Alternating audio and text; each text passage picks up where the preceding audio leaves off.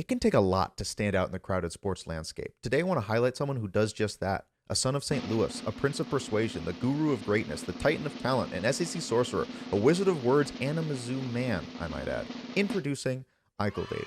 Above all else, the word that comes to mind most when describing this man is a storyteller. So let's take a look at storytelling, featuring a few videos that Eichel sent me because he thought it would help inflate his creative stock a bit more, although he doesn't really need it because, just look at him.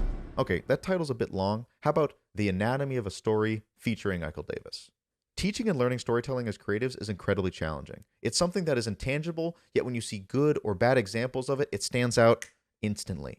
There are three things that Eichel does well, probably more than three, but I'm only going to credit him with three, when he tells his stories. Firstly, he creates with a purpose. It's so important to understand why you're creating a video when you make it. An internal hype video looks different from a trailer, looks different from a ticket push, looks different from a mascot sponsor video, hashtag sponsor everything. From the title and opening shots onward, you can tell what Eichel's purpose is in every video he creates. It's not only the why that's important, but also the who. There's a difference in what excites a hardcore fan versus a casual one, versus a creative versus a recruit. Knowing which bucket you're trying to pull from is vital when crafting your story. The who is also a symptom of understanding the culture of the program. Nothing is ever created in a vacuum, and without proper understanding of the team, department, program, brand, person you're creating for, the content may not have the exact impact that you desire.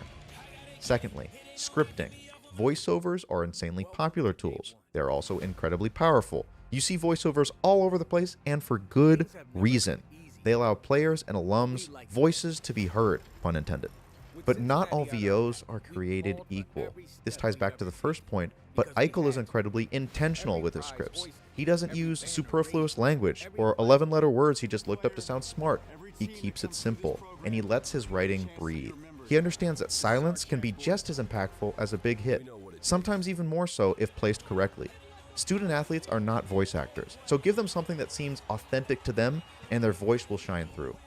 Finally, a lot of videos often falter because of their pace, and not just in the context of how quickly each shot is cut, but in how they use these clips and musics to build. I like to think of every video I watch as a bar graph with the axes of time and excitement. I'd guess that to many, the best content is one that looks like this, with a straight line, but I'd posit that some of the best videos, and something that good storytelling does, is give you a graph that looks something like this.